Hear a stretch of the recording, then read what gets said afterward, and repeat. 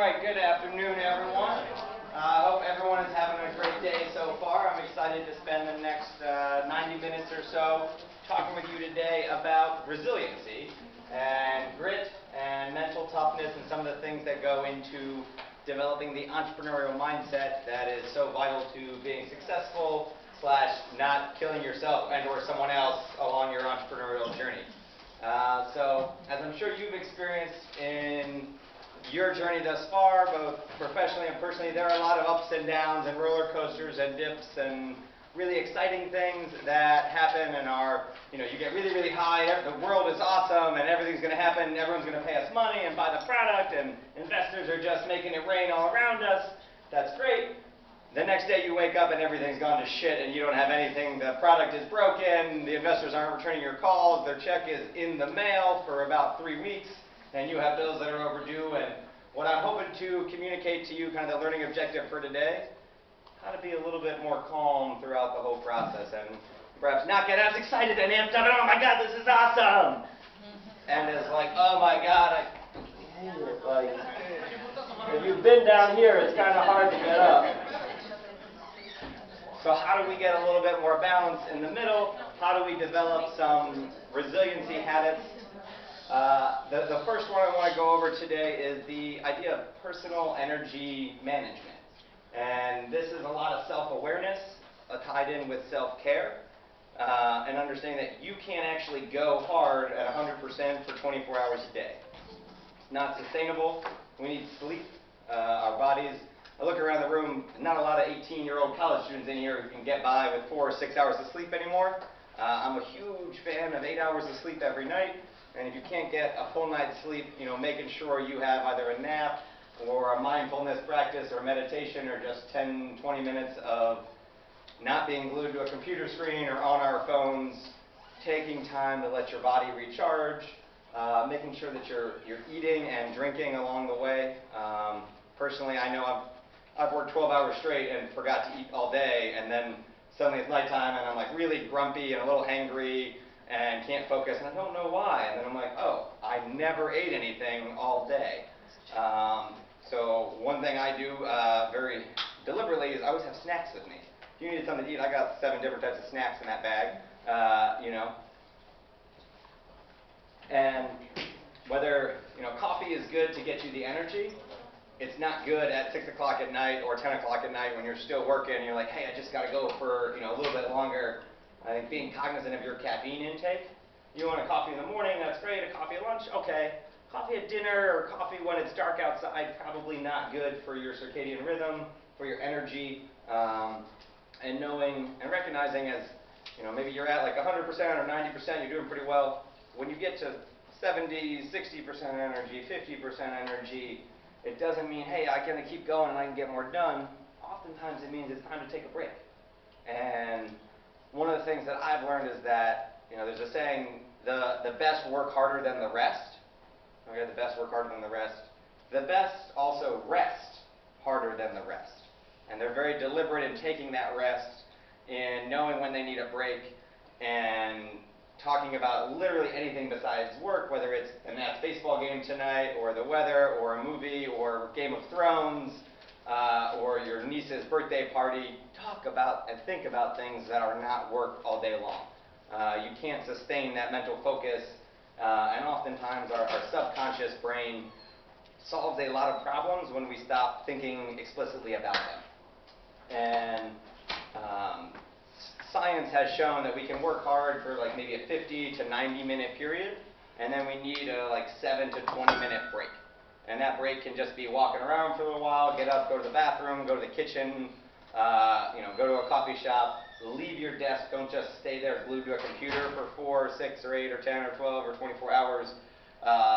Deliberately unplugging, I think, is a very important thing to sustain your energy. So when you get down to 50, you need to recharge and get back up to 60, 70, 80, 90 in order to be, I would say, maximally efficient as well as effective in the work you're doing.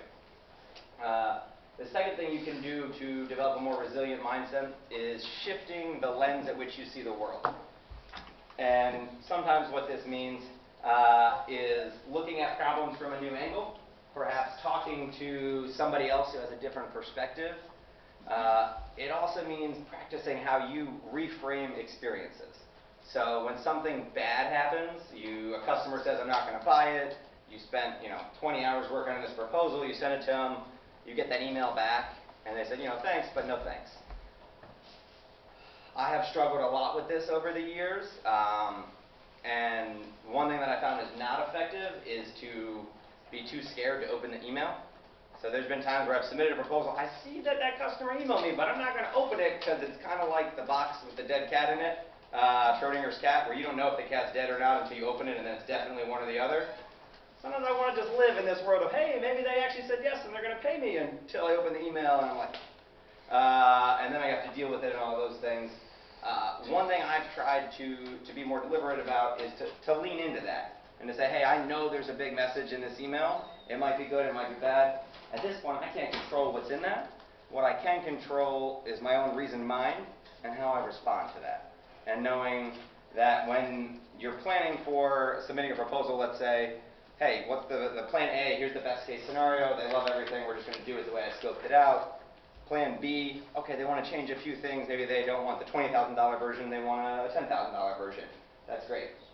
You also need to have a plan Z, which is when everything goes to hell and nothing is working, how do you still survive? And how are you basically not betting the entire farm or your entire business on one customer or one proposal or one investor? Like, yeah, it'd be great if these things worked out and they got it, but you can't put all your eggs in one basket with the intention that if this thing doesn't work, then we're completely ruined. I can't buy food, I can't pay rent, the company goes bankrupt. That's not a good way to do it. So what you can do is shift your lens and kind of reframe how you view different opportunities. As, hey, this could be 3 steps forward, maybe it's 1 step back if it doesn't work, but it's not I'm turning around with my tail between my legs and going home. It's not the end of the game. It might just be a temporary inconvenience. That's one way my dad likes to rephrase anything that's bad. He's like, oh, it's just a temporary inconvenience, And then the third thing to help you develop a resilient mindset is a sense of purpose. And I hope many of you are finding this in the work that you're doing, the companies that you're building. There's some larger purpose and bigger mission and vision for your life that's aligned with the work you're doing. And that can be the motivation and the fuel when you're at like the 20% energy to keep going and to say, hey, I can still do this. Today was a tough day, but I know tomorrow I can get up and give it another shot because the work I'm doing is really important to me and my values and the impact that I want to have. And I also really care about our customers, and the pain point we're trying to solve matters. So that's just kind of 3 things I want to start it off with, and I'll kind of tie these in throughout the presentation on how you can be more resilient and equip yourself really mentally and emotionally for the challenges along the journey. Ego is the enemy. And I encourage you to be humble in your aspirations, to be gracious and not cocky and not arrogant in your successes, and to be resilient in your failures. And at all 3 of those stages, your ego is the biggest enemy you face. It's not external factors, it's not competitors, it's not manufacturers, it's internal. And it's your own ego, and I'm significantly more humble now than I was maybe 5 or 6 years ago when I was a CEO and running my company. It was going great. I thought I was the fucking shit. All right, and my shit didn't stink. I was the best, and I knew it. And I'd walk in a room and I kind of puff my chest out, and that was that. As you get knocked down a few pegs in life, I realize that is not the case at all. I'm a student of the game. I have not figured it all out. I'm still learning and growing every day. And whenever I meet somebody new, it's not, hey, let me tell you how great I am. It's, tell me a bit about your experience. How do you see the world? What have you learned in your journey? And I know there's a lot of smart people in this room today, and I've already learned a lot of things from you, and I hope to continue that pattern as we move forward. Because for you to be successful, it's going to take the ability to recruit lots of other people to want to help you. And if somebody offers you an idea or suggestion, like, hey, have you tried talking to USAID?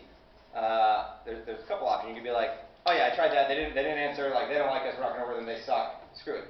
Oh, okay. That was kind of abrupt. And as somebody who wanted to give advice, maybe I don't want to give advice the second time because of how defensive or kind of negative or shutting down immediately upon that first thing.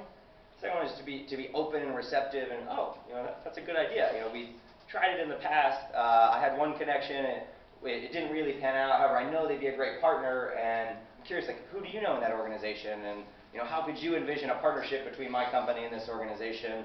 And let them kind of say a few things, like, oh, that'd be really wonderful. Like, would you mind making a warm introduction for me? And here's a pro tip in English. I'm not sure how it translates, but the question, would you mind doing anything? If you ask someone, would you mind? Like 85% chance they say yes.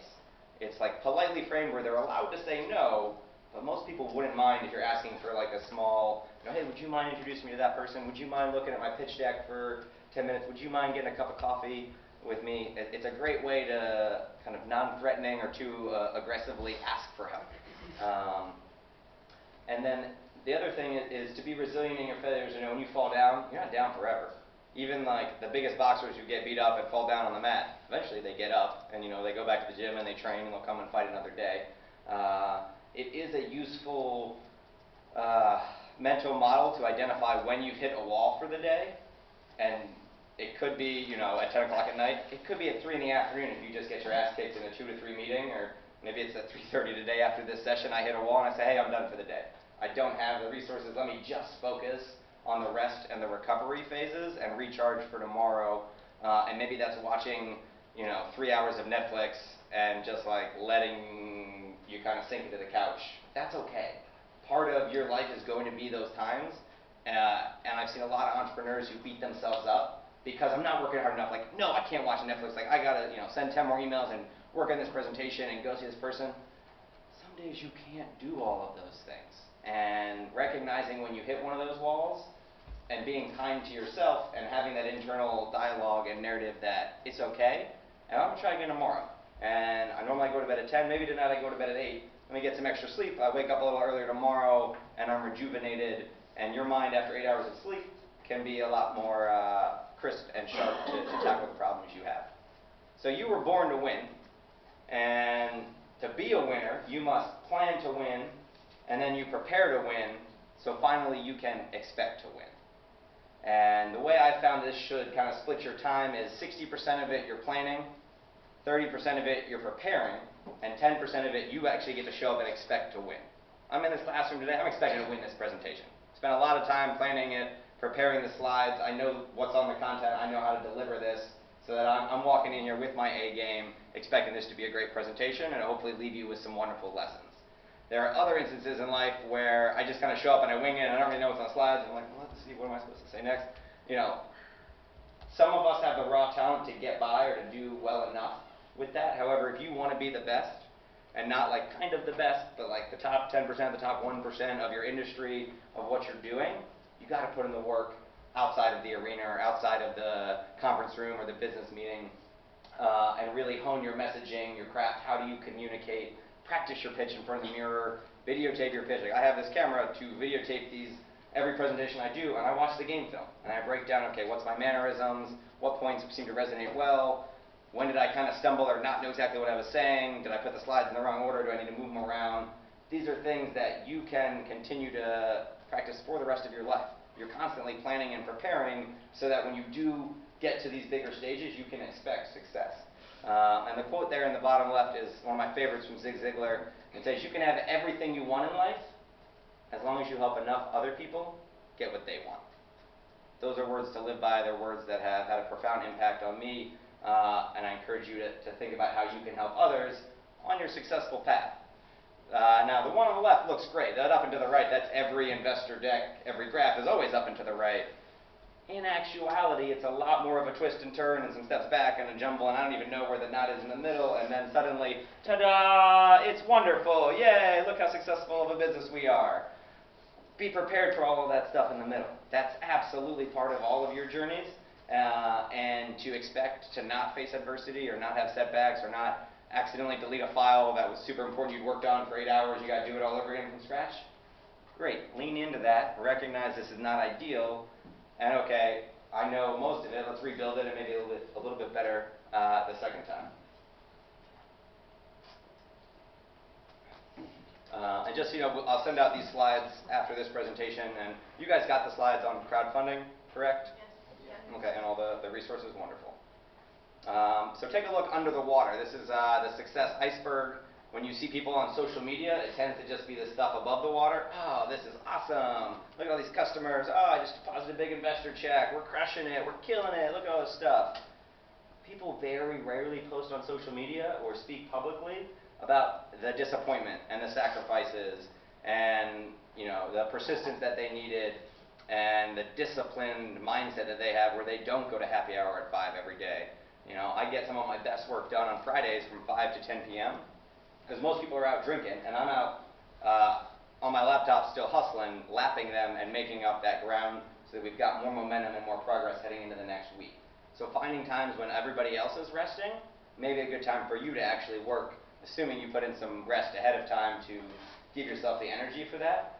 That is one of the ways in which entrepreneurs can be successful, is going that extra mile or two when everybody else isn't working and they're at the beach or they're hanging out just relaxing.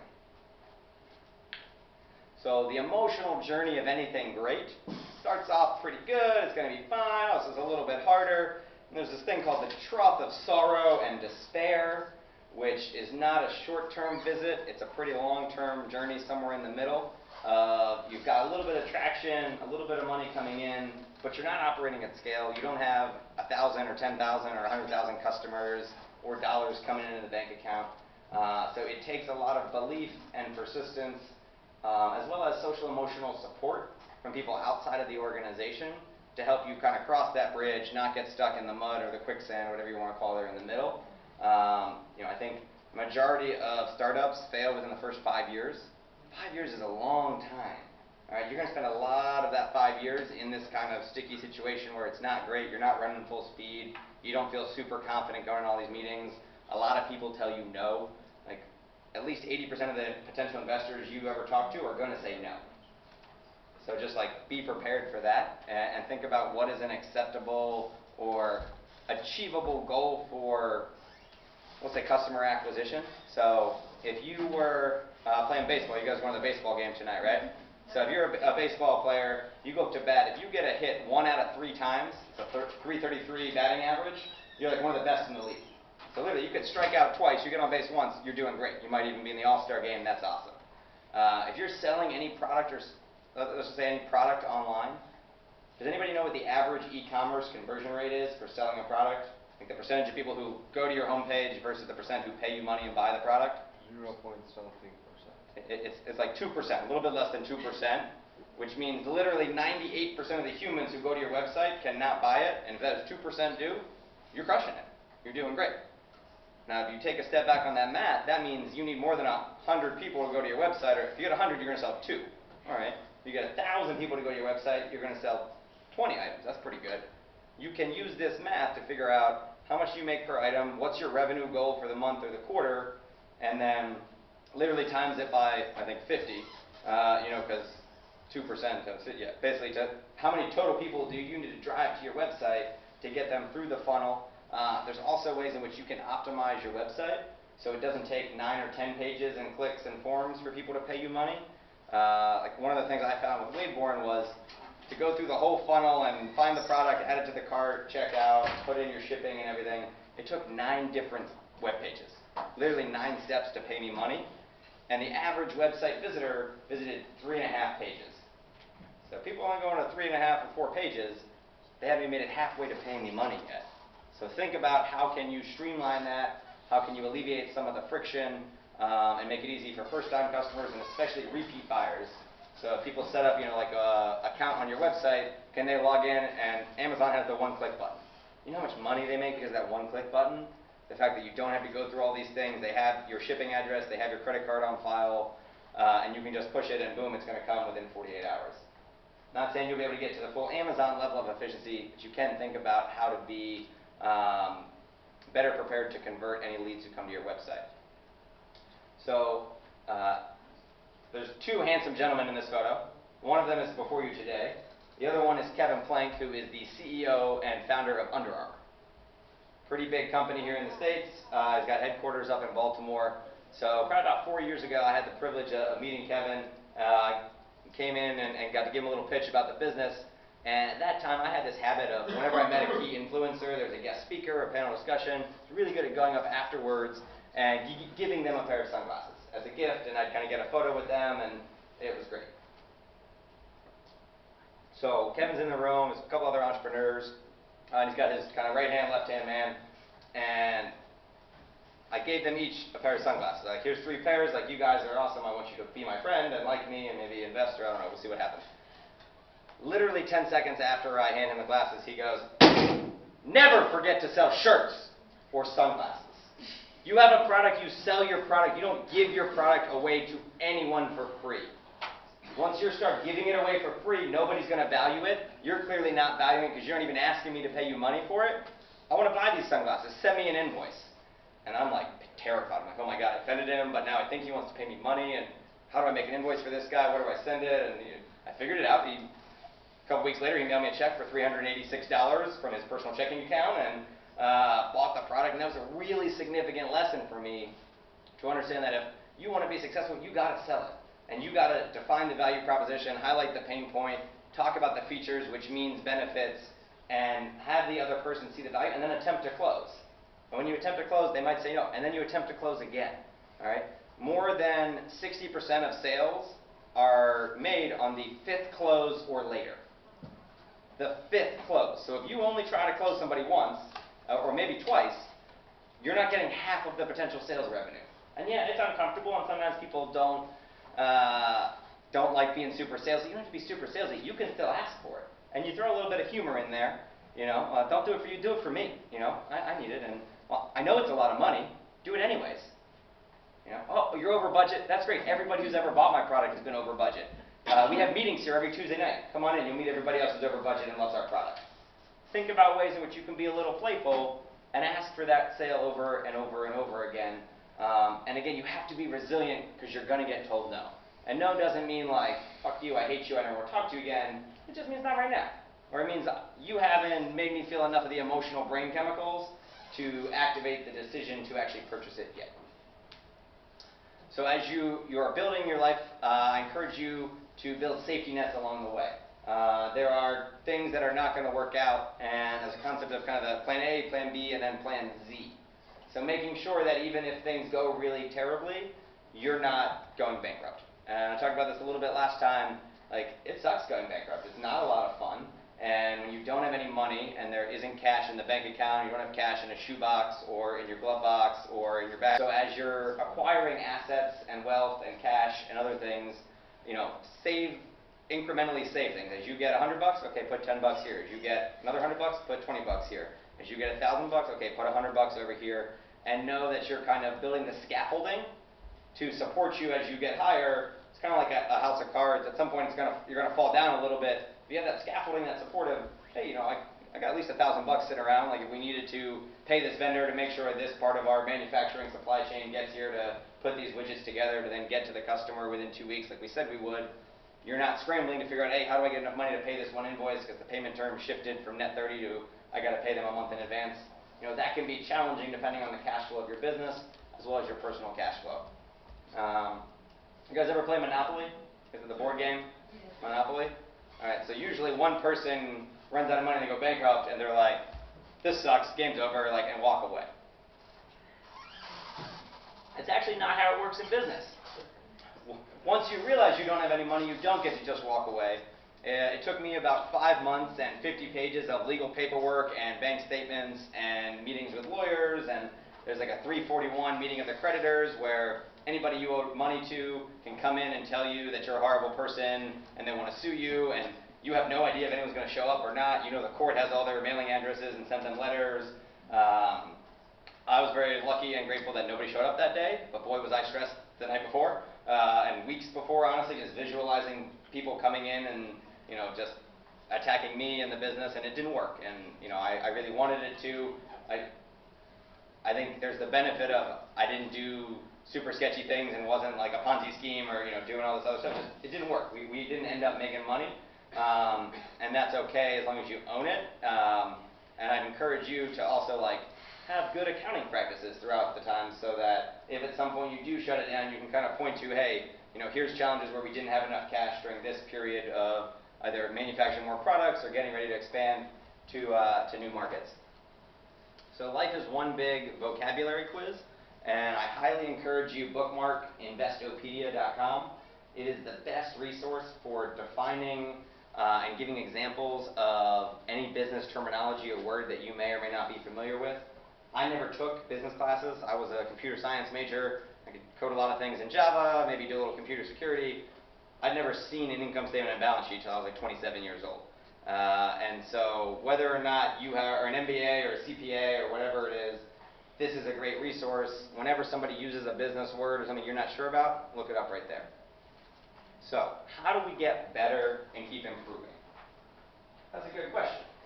The good news is you have a lot of days in your life, and every single day is an opportunity to get better. Now, there are different ways you can get better, and there are different areas in which you can improve your skills.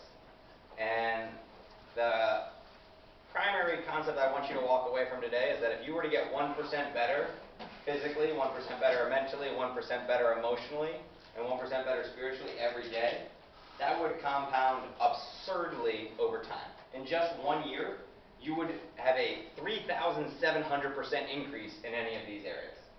All right, literally 37 times better just by getting 1% better every day. Now, I'm not saying that's 10% or 20%. You don't have to go lift huge weights. Like literally, I jogged over here because I was running a little bit late. I got a good base layer of sweat. I had a heavy backpack on. That's kind of a workout. My legs got a little bit of a workout, you know. Mentally, read a book for 25 minutes. 25 minutes a day, read something that's going to make you smarter. That's going to give you a skill that you want, and that is going to also be something you can apply to a current business challenge or a problem that you're facing. Emotionally is a challenging one. And this is something that I think is harder for a lot of people to, you know, like, how do I get better emotionally? I think you have to look inside yourself and be a little bit more self-aware of how you're feeling in certain situations throughout the day. When you do get really upset, if you blow up and yell at a team member or a spouse, or even you get upset and yell at your children, like, why did you yell? Like, what was it that caused that? And kind of diagnose or do an autopsy of, you know, what was going on inside of me that made me so upset. And sometimes it's really simple. Maybe I didn't eat for the past 10 hours and I was hangry. You know, maybe we've been in the car for 3 hours and I can only really do 2.5 hours of a car ride, and after that, let's get out, stretch your legs, and walk around and, you know, get something to drink. You know, maybe it had nothing to do with the person you got upset with. Maybe work was really hard that day. You know, you're gonna have really hard days at work. You can't have a hard day at work and then go home and take it out on your significant other. Does anybody want to be married to that person who does that every night? I know I don't. All right? And you can also realize in your relationships, professionally and personally, you're practicing. Every day it's a practice. How do I communicate? How do I share my ideas and my opinions and my emotions with people in a way that ideally they're open and receptive to hearing them, and that I'm also not cutting off other people. Like, if you want people to listen to you and hear your emotions, wouldn't it make sense to do the same thing for them and to also be open to listening to them? And sometimes people just need to vent. I've learned this firsthand with my fiance. My instinct mentally is to solve problems. She starts telling me about this problem at work and all these things. And I'm like, oh, have you tried this? Like, you should talk to this person. Why don't you do this when you're meeting? And then she'll finally just be like, stop. Like, just listen to me and tell me I'm right, and it's going to be okay. And like, sometimes people just need that empathy, and you to just listen and tell them it's going to be okay. And that's a pretty powerful sentence. Whatever somebody says, it's going to be okay. And just like let people know it's going to be okay. It allows them to zoom out of the hyper-focused short-term thing that's really stressful and remind themselves, like, this too shall pass. We're going to go on and live another day. And that's a little bit of insight into how to get better emotionally. I would also encourage you to, are you guys familiar with the term psychological safety? Anybody know what psychological safety is? It's basically, does everyone in the room feel safe talking? And that is something that's really important. And in this format, I wouldn't say everybody in here feels psychologically safe. I don't know that everybody would want to talk or ask a question.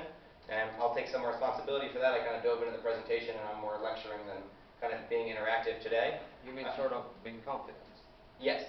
Well, I'm confident and not scared or fearful that people are going to make fun of them or criticize them or tell them their idea is bad or dumb or they're stupid. Like, if people don't feel safe speaking up and using their voice, it's really hard for them to be emotionally open and receptive to what you're saying, because they don't feel like they could even say anything because of maybe past experiences. Maybe there's a certain person on the team who's always is like, that's a stupid idea, like, we're not doing that, okay, next idea. Like, that happens to you once, maybe twice, like, you're really gonna take a step back before the next time you wanna share an idea because you feel hurt and not cared for. And when someone does not feel psychologically safe, there's two things they can do. There's kind of two paths. There's the path of silence, and there's the path of violence. So silence is sometimes hard if you're not looking for it, or people don't talk. Not only do they not talk, sometimes they will literally shut down and leave the room. They won't want to be in the meeting, or you were, folding laundry together and somebody gets upset and they just like storm off and go in the other room and don't come back for a while. That's a pretty clear sign that that person doesn't feel psychologically safe. Now the flip side of that is violence. And I'm not saying people, when they're not safe, are going to punch you in the face.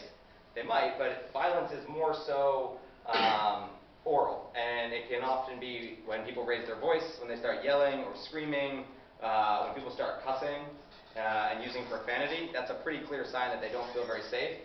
And I've used this myself, been very aware that I've cursed a few times here, but I don't usually curse at all. So if I drop an F-bomb in a sentence with somebody, I can tell like I'm a little bit keyed up and a little bit too high or emotionally on edge than I would like to be. And recognizing that, being like, oh, try to think, what is the story that I told myself that led to some brain chemicals from my brain going into my body, and I felt a certain way, and then because I felt that way, that led me to act a certain way, and now I did this action, and I don't really like the action, and I don't necessarily feel like that's the type of person I want to be.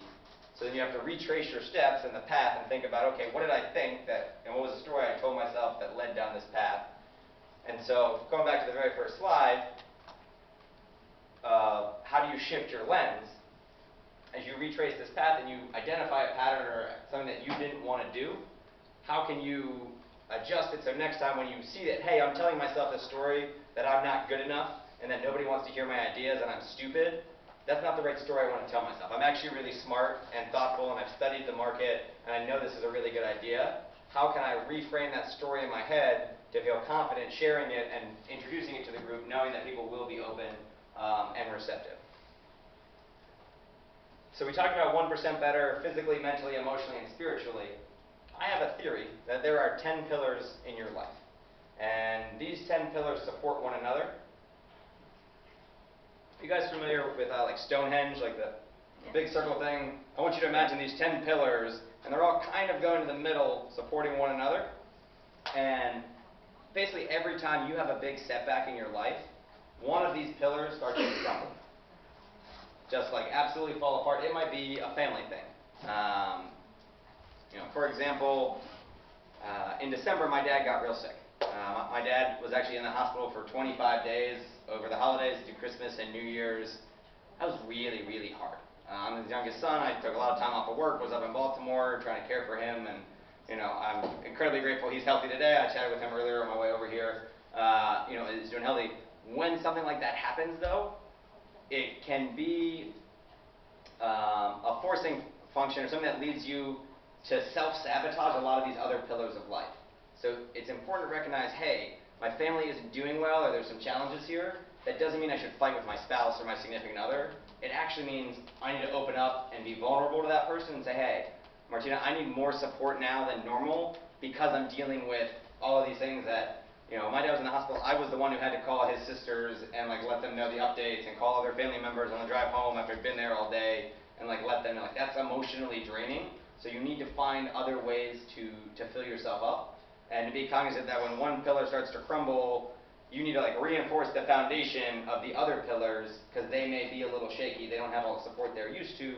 And the other thing to note is if you look at all of these pillars, a 1 is not doing good at all, and 10 is this pillar is doing great. From now until the day you die, you will never have all of these pillars at a 10. No human being ever has all of their pillars at maximum strength and they're fully great. It's always a struggle. There's some 5s and 6s and 7s and 8s in there, and they can change on a daily or even hourly basis depending on how your meetings are going. What are your business pillar? How's the business doing? directly tied to the financial pillar. You got a lot of money, the business is probably doing great. You don't have a lot of money, and you're struggling to find new investor capital or new customers, business probably isn't doing well. Adventure for me is fun. It's novelty, it's going on a new path, doing something you don't normally do, and it stimulates a part of your brain that doesn't like the monotony of the kind of same thing over and over again. And I also want to clarify what the environment pillar is. It is literally what's physically around you that you can see. And the cool thing about being human is we have a tremendous control over our environment. And if you're trying to eat healthier, instead of having chocolate and peanut butter pretzels and chips on your desk, put some fresh fruit on your desk and hide those things in the back of the cupboard far away, or don't even buy them at the grocery store. Because if you open your freezer and there is not any ice cream, guess what? You're not going to eat any ice cream. Maybe you have a healthy snack. If you don't want to drink a lot of alcohol, if you know, hey, I've been drinking a little bit too much, then don't stock the fridge with beer. Don't have 12 bottles of wine. Don't have a liquor cabinet at home. Make it harder for yourself and literally design an environment with friction to make it hard to do the things you don't want to do. So part of what I want to teach today too is on how do you build good habits and how do you set yourself up for success, but making it really easy to do the good things you want to do and making it harder and harder to do the bad things or the non-productive things that are not building up these pillars. They may actually be breaking the pillars down. Before we go any further, does anyone have any questions about kind of these 10 pillars of life and how they work together? I have a question. Is there a reason why you use the order you use, or you order just Yeah, there is. So that's a great question. I think the first 4 tie together very clearly.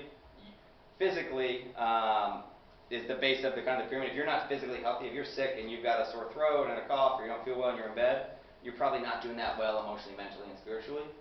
And then kind of above that is emotionally. If you're not doing well emotionally, you're having conflict with significant other or with team members. It's hard to have your brain be clear to solve mental tasks and challenges and cognitive things at work. And spiritually, again, I'm a man of faith and a good Catholic gentleman, and I think if the other 3 aren't doing well, it's hard to have that open relationship with God or your faith, whatever it is. And then kind of family should support relationships, which the relationships then support business, and then business supports financial. And then adventure and environment are kind of their own things at the bottom that touch a lot of different things. But I would kind of prioritize the top of the list more so than the bottom of the list. Does that make sense? And there's ways too, as you think about goal setting in these different areas, you can set a goal that actually aligns with 2 or 3 of these pillars. If you want to read, let's say, 12 books this year, that's 1 book a month. That supports your mental pillar. That can also support your business pillar, because maybe you're learning skills for work, and it can also support your financial pillar. Maybe you're reading, Rich Dad, Poor Dad, or Dave Ramsey's Path to Financial Peace, books that can help you understand how to better manage your money and support them. So I found it's very effective in goal setting when you think about not just how does this help in one area, but multiple areas. And then if you have one goal that helps in one area and one goal that helps in 4 areas, maybe prioritize more time and energy and resources into achieving that goal, because it can have a compound impact across your whole life. Yeah. Any other questions? Yes. Yeah. What do you mean by adventure? Yeah, it's fun. It's literally fun. Sometimes it may be involving like going to a concert or going out to dinner, going to a new restaurant, going to a festival, even trying a new coffee shop. Like, our brain craves novelty. And anytime you're going somewhere new where you've never been, and you get to adventure, like, hey, let's go on an adventure today. I wake up most Saturday mornings and I'm like, all right, what can we do today that's an adventure? And it might be like going on a bike ride around a path that I've never gone on before. It could also be going to a bar or a happy hour for trivia or karaoke, things that are just fun and they tend to replenish your energy. Does that answer the question? Yes. Cool. Any other questions before we move on? And environment also depends, because you cannot control it, kind of, you cannot control the environment. Not all of it. You can control some of it. I mean, if you control the mind, maybe, somehow. Well, let me ask this. You can. What is that thing right in front of your computer? Literally, what is this thing? No, in front. What is this? This is in your environment, and I don't know what it is. Okay, it's that thing we made for an experiment. you learn from this experiment? How to work in a team, how to listen to each other. So perhaps by having this in your environment, when you're working on your computer, you see this, Okay. this could be a reminder of, hey, teamwork makes the dream work. And like, we're more successful when we work as a team and we all take it together. Whereas if you never saw this thing ever again, you don't kind of have that in your periphery. Or you can also go to, like, maybe you have a framed photo of people you care about nearby. So do you mean everything is outside you? Yeah, and like in the room more so than like a larger scale. Like literally, what are you seeing when you're working on your computer? And like, it's also, some people I know like to work on their laptop in bed. I think it's a terrible idea. Your bed is reserved for two things: sleep and sex. If you're not having sleep and you're not getting laid, you shouldn't be in bed. All right? And when you try to work on your laptop in there, it changes, like, okay, this environment I thought was just for a rest and playful area. Suddenly it's now my working area. Like, separates it. Get up and go to a desk or go to the dining room table. And like, if you're working on a laptop at a bar and everyone around you is drinking beer and playing loud music, that's a different environment than at the library or like a more quiet setting. Yes, that would be. Yeah. But you can, I mean, it can be as well for, I don't know, moving to another place, a new place, Absolutely. changing country and... Yes, you can change the country, change the city. I know a lot of people go on vacation or go to a beach and might be working from a lounge chair with their toes in the sand. That's a different environment than in a tall corporate office building in, downtown. So you can also find ways to change the environment and experiment with what types of work do you do best in different environments. And like, if you want to read a book, maybe you prefer to read by yourself without a computer around, without a bunch of other people. Some people might want to read with other people around. I like to read by myself. I don't really need other people if I'm going to read a book. Other people tend to just be a distraction. All right, so next up I want to talk about turning pro and how do you approach your lifestyle as a professional. So if you would ask me at 25, what was I doing? Mike Malloy was a pro Frisbee player who traveled the world selling sunglasses and helping people. Now there's a couple key points in this sentence. The first one I want to make is that literally no other human being on the planet would describe that as what they do in one sentence. So think about what's unique about you. And this sentence was powerful to me because any time that I was doing anything related to any of the words in that sentence, I was working. Right? If I was on the beach training for Frisbee, I was working. And I approached it with I'm clocked in, I'm here to do the work, I'm going to sweat, I'm going to work hard, my body's going to not necessarily want to do all the things I'm trying to make it to do, and I'm going to push through that. All right? If I was selling sunglasses, if I was talking to anybody who could potentially buy sunglasses, that was work. And it didn't mean that I worked from 9 to 5. It meant I could do these things any hour of any day of the week, any month of the year. And the last two words are really the most powerful and still true today. I help people. I go around and I share stories and anecdotes and tools and tactics that I've used to be successful and to overcome a lot of setbacks and be resilient in order to help other people. And this is work, and this is work that I love doing, and it's work that I feel like my gifts are uniquely equipped for me to be able to do. So something to think about. Maybe it's a compound sentence with a few parts in it. If somebody were to ask you, what are you a professional in? What's your profession? How would you break that down in one sentence? And then once you break it down, how does that give you clarity on what skills are really important? We're going to talk a little bit later on about super skills that you can develop that will help you in all sorts of different areas. And it also helps you think about where you spend your time, what environments you want to go to, and the types of people you want to interact with. Raise your hand if you're familiar with Maslow's hierarchy of needs. Okay. So pyramids are a very powerful symbol for a variety of reasons. First one is that you need a solid foundation of the pyramid in order to build up the next level. So the base of Maslow's hierarchy of needs, and he's a scientist, wicked smart guy, figured out like what do people need to do the best things in their life. The base of it is breathing, food, water, sex, sleep, and going to the bathroom. These are your basic needs. Do you have a roof over your head? Do you have clothes on your back? Where's your next meal coming from?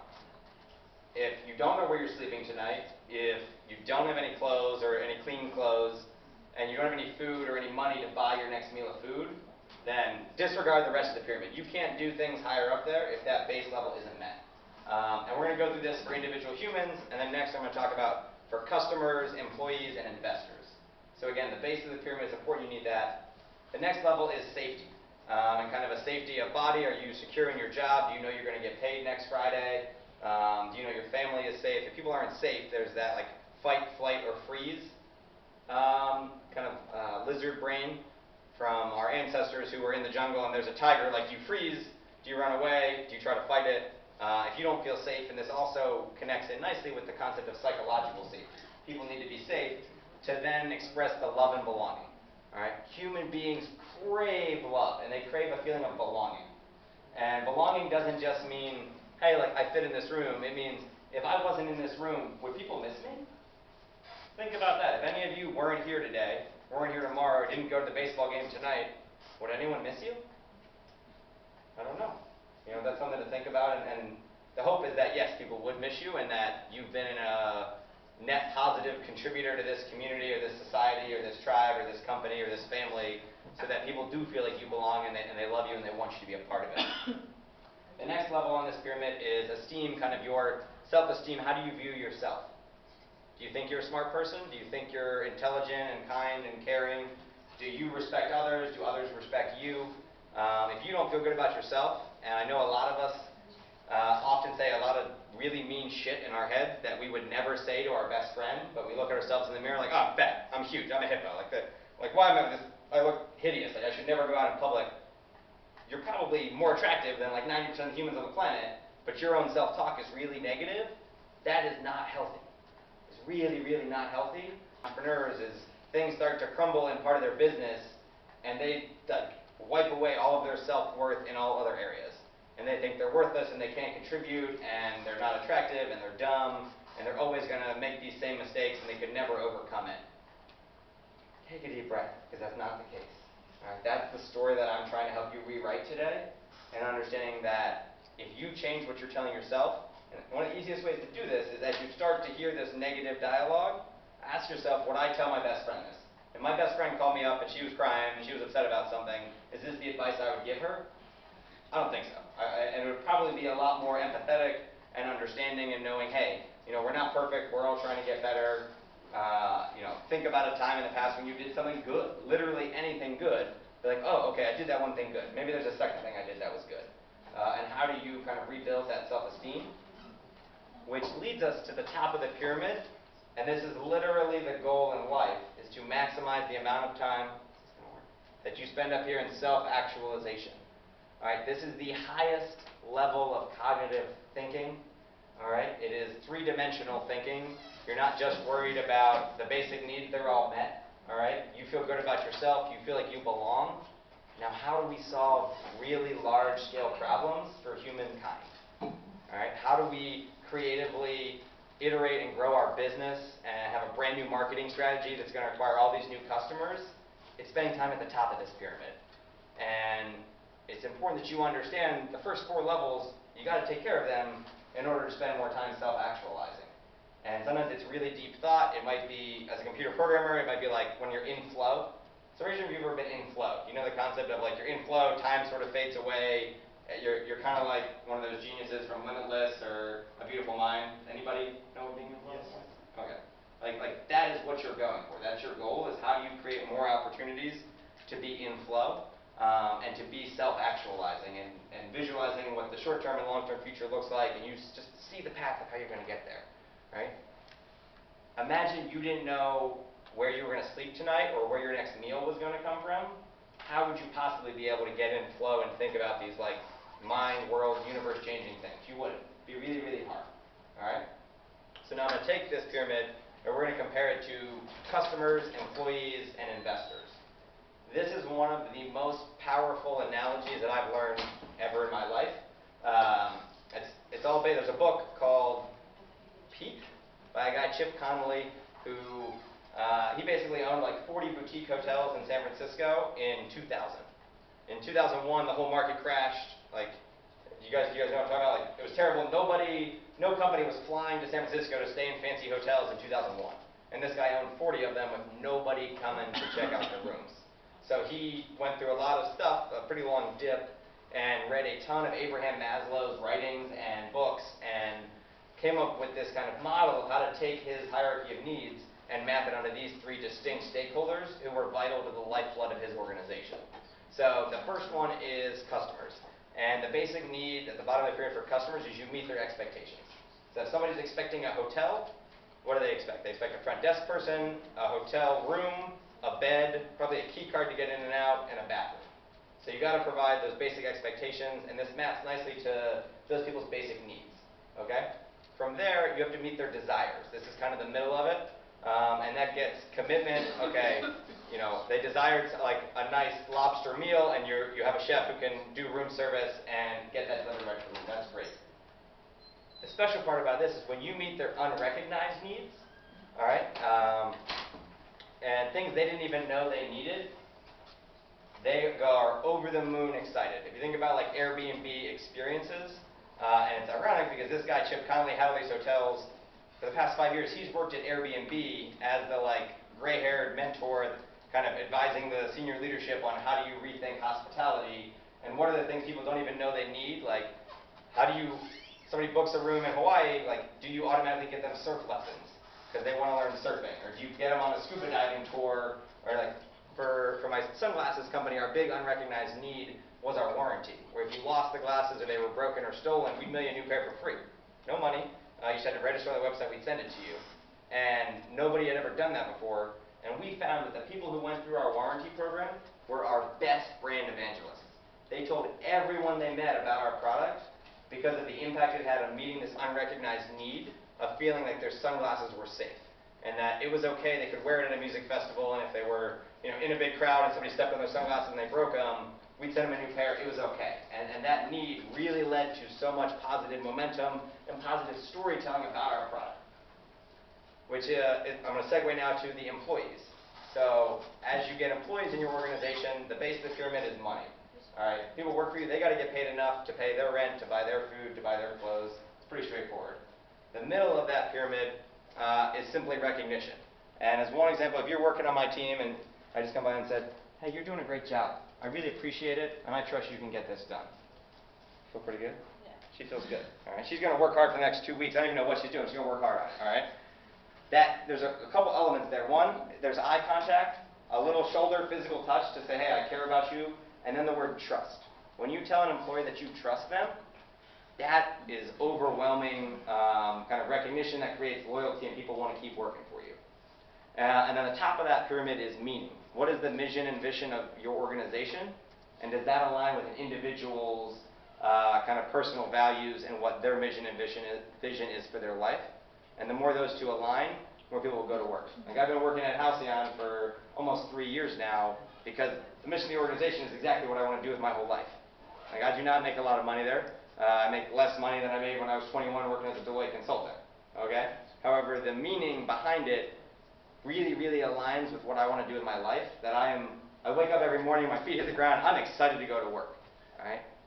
More than half the humans on the planet are not excited to go to work every morning. So if you can build a company that has a culture and a mission that aligns with a fair amount of the population's desire to do good in the world, they're going to be motivated to go to work, and as long as you can take care of their needs and make sure they can pay rent, they're probably going to work pretty hard, assuming every 2 weeks you walk by and tell them you trust them. All right? Now the third group of stakeholders here that was really important for Chip was the investor group. And so the base of this pyramid for investors, right down here, is transactional alignment. Does the money make sense? Is it a relatively good deal? Do they think they could make some money over the long term on the investment? Now the middle of that relationship, there's transactional alignment. The next one is relationship alignment. Relationship alignment basically means with an investor, hey, if we lived in different cities and we were both going to be in Milan for one night and one night only, would we want to have dinner together in Milan?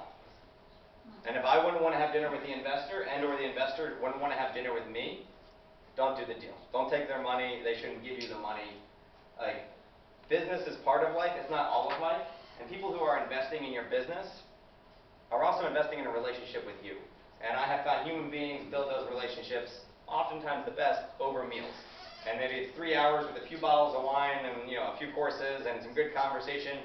You talk business for a while, but you also talk about family and kids and travel and other things in life. So identifying investors who, if you were both in one random city for 1 or 2 nights for a conference, whatever it is, would you want to hang out? And I think that's a pretty important test, and you can tell pretty quickly. I have a lot of friends I've known for a long time that, hey, when I go to their city, I just kind of say, hey, let's get together. Whether or not they're investors, they're still friends of mine. One pro tip, if you go on Facebook and you're Facebook friends with people, you can search in the toolbar, friends who live in Austin, Texas. And it will literally pull up a list of every friend you've ever met or you're connected to who says their city is Austin, Texas. It's a great way to research cities you're going to and be like, oh, I forgot that person from college I haven't seen in 12 years lives in town. Why don't I look them up and send them a message, get together? And then the top of this pyramid for investors is the idea of legacy. What do your investors want to tell their children that they supported with the wealth they've accumulated over their life? Part of it is telling your children. Part of it is also what do they want to tell their buddies on the golf course? One reason that wealthy people invest is to have something cool to say, hey, I invested in this coral reef startup, or hey, I invested in this sunglasses company. Like, are they going to want to tell other people about your company and your mission and your product and your service? And if they don't actually care at all about the Earth's ocean or coral reefs or scuba diving, probably not going to invest in a coral reef company. That's okay. It also means that as you think about building your company and looking out for investors, what are the types of people or the causes that people care about that align with the work you're doing? And that's a powerful way to make sure that there's kind of alignment between your work and what investors look for in their lives. Before we move on, does anybody have any questions about all the pyramids we just built? It's kind of like we're in Egypt at the moment. All right. So, how do you replace bad habits with good habits? It's pretty straightforward. When you identify, I've got a bad habit, whether it's smoking or drinking or not sleeping enough, things like that, what can you do to replace it? And one of the best ways to do this is with a concept called habit stacking, which means there's probably already some habits you have on a daily basis. You get up and you, well, let me ask this. Raise your hand if you brushed your teeth this morning. All right, we only got a few bad breaths in the room. Cool. Tomorrow when you brush your teeth, I'm going to challenge you to spend 20 seconds looking in the mirror and telling yourself positive messages about yourself and the day you're going to have. Whenever you brush your teeth, say good things to yourself. Oh, my breath is fresh. Like, I look handsome. I'm really smart. I'm going to have a great meeting today. I'm going to learn a lot of things from the next session. All right, I'm going to have a wonderful breakfast. I'm going to have a lot of fun tonight after work when I go with my friends. Whatever it is, add some positive messages. All right, when you brush your teeth. As another trick, before you get in the shower, I like to get naked. I like to get naked. And then before I get in the shower, I like to say 4 things. I like to say, I feel happy. I feel healthy. I feel terrific. I feel loved. That combination, every single time, gets my brain to release some serotonin and some oxytocin, which are the happiness chemicals. And it makes me feel good. And it wakes me up, all right? And I get a little bit of energy from that. And it's really, really powerful mind hack on getting not dopamine dopamine is like, I want a quick fix. I need something just to be like the immediate gratification. How many people liked my Facebook or Instagram post? That's not the stuff that's going to sustain you. It's serotonin and oxytocin and these really love-based chemicals knowing people care about you. So right after I say these 4 things, I turn the shower on, approximately 57-degree cold water, 57 degrees Fahrenheit, which, I don't know, maybe like 8 degrees Celsius-ish. Take a cold shower. Take a cold shower in the morning, and you will be able to achieve so much more throughout the day because you've already leaned into one uncomfortable thing. I don't love cold showers. Well, that's not true. I do kind of love at this point love them. I love them because I've seen the positive impact that ripples through my day. Because as soon as I get in, the next thing I say is, I can do anything. Woo! I can do anything. Woo! I can do anything. All right, champions, let's go. 30 seconds. I'm like, okay. And boom, and I'm done. And I did it. And I accomplished it. And another way of thinking about this is, first thing in the morning, the first thing you do when you get to work, eat a frog.